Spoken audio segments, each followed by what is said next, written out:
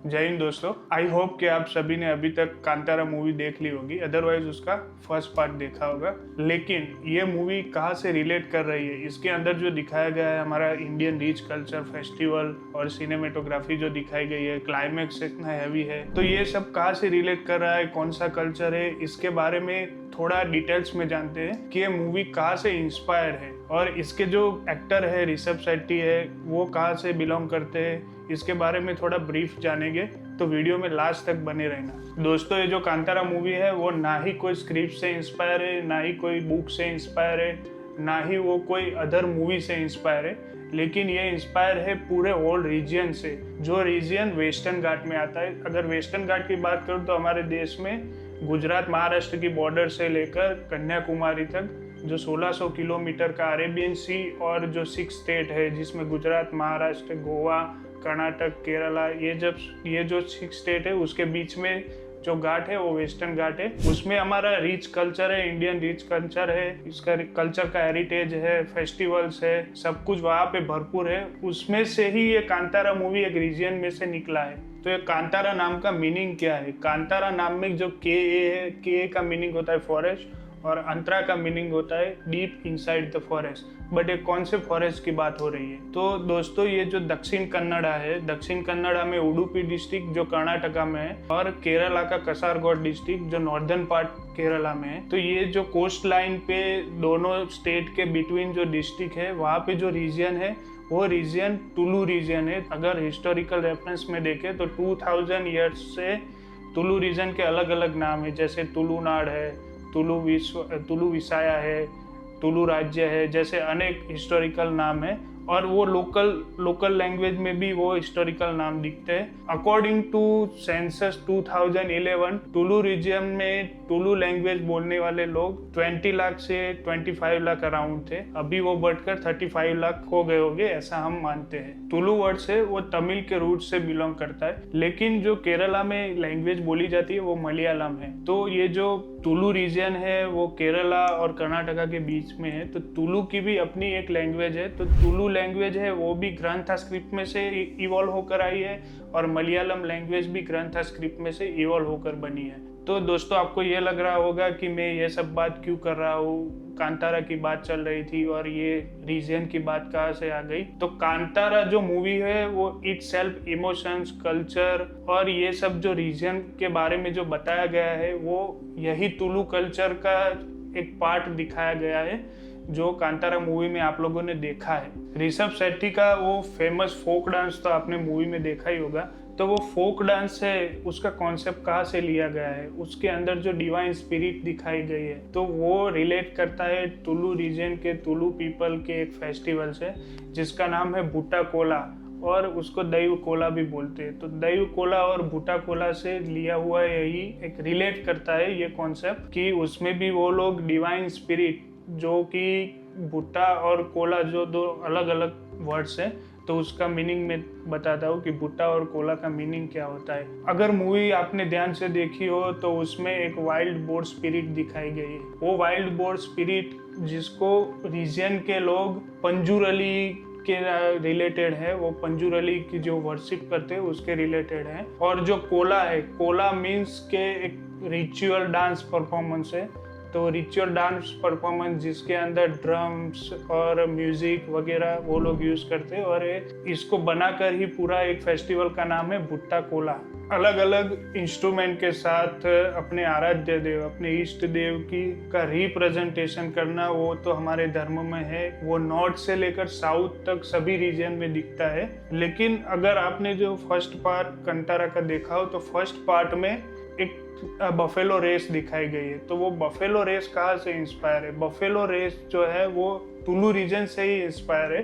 Tullu region में पहले ancestor time पे टुलुआ किंग्स थे।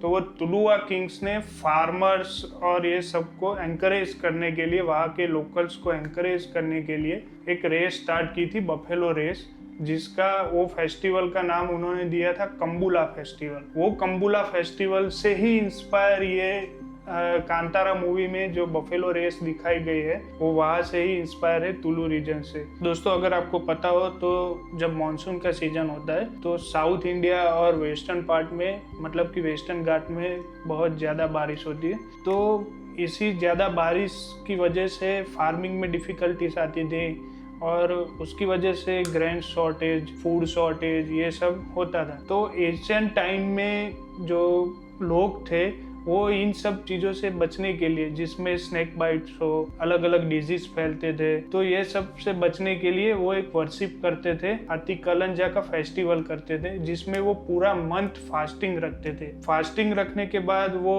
अपनी वर्शिप करते थे और वर्शिप के बाद अगर आपने मूवी को ध्यान से देखा हो तो मूवी के अंदर जो कैरेक्टर्स है वो पाम लीफ कॉस्ट्यूम पहनते हैं, पाम लीफ कॉस्ट्यूम भी पहनते हैं और ब्लैक सॉइल अपने बॉडी पे रगड़ते हैं। तो ये सब एक कल्चर का ही पार्ट है।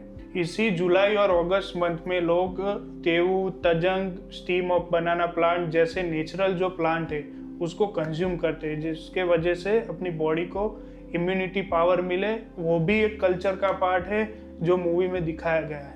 अगर फर्स्ट पार्ट मूवी का देखें तो मूवी को इंटरेस्टिंग बनाने के लिए डायरेक्टर ने वराह रूपम का यूज़ किया था। वराह रूपम का एक डांस परफॉर्मेंस और उसके साथ म्यूजिक। तो ये जो वराह रूपम का जो डांस परफॉर्मेंस है वो भी रिलेट करता है तुलु रीजन से। वहाँ पे एक आर्ट फॉर्म है यक्षगाना। यक्षगाना आर्ट फॉर्म से वराह रूपम पूरा रिलेट कर जाता है कि वही कॉस्ट्यूम है, वही डांस परफॉर्मेंस है और जो यूनिक कॉस्ट्यूम स्टाइल है और यूनिकनेस उसमें जो दिखाई गई है वही रिलेट करता है तुलु रीजन से। सिर्फ ऋषभ शेट्टी नहीं, ऐश्वर्या राय, सुनील शेट्टी, शिल्पा शेट्टी, ये सभी लोग तुलु रीजन से रिलेट करते हैं और वहाँ से ही इंडस्ट्री में आए हैं। अदरवाइज उनके एंसेस्टर वहाँ से रिलेट करते होंगे। दोस्तों अगर आपने क्लाइमैक्स देखा हो और इन बिटवीन जो फाइटिंग होती है मूवीज के अंदर, जो पहले पार्ट और दूसरे पार्ट में, तो ये जो फाइटिंग दिखाई गई है वो भी एक आर्ट फॉर्म है। जो आर्ट फॉर्म है कलारीपयट्टू। कलारीपयट्टू जो आर्ट फॉर्म है वो 11वीं सेंचुरी में फॉर्म हुआ था, जब द्रविडियन किंग्स थे, जो चोला किंग्स थे और चेरा किंग्स थे। उसी टाइम में ये कॉम्बैट सिचुएशन को टैकल करने के लिए कलारीपयट्टू एक आर्ट फॉर्म इन लोगों ने फॉर्म किया था। तो वही आर्ट फॉर्म मूवी के अंदर भी दिखाया गया है। दोस्तों फिल्म और फर्स्ट पार्ट में जो लैंड डिस्प्यूट दिखाया गया है और हैवी फाइट क्लाइमैक्स है जिसमें ऋषभ शेट्टी के रूप में आराध्य देव आते हैं, वो इंडिकेट करता है कि हम कौन से रूट्स और कौन से कल्चर से रिलेट करते हैं। तो ये आराध्य देव जो आते हैं वो एक स्पिरिट है, ऐसा हमारा बिलीफ है, लेकिन वो प्रोटेक्ट करते हैं हमारे फॉरेस्ट, पीपल और एनवायरनमेंट, एनिमल, सबको हमारे आराध्य देव प्रोटेक्ट करते हैं।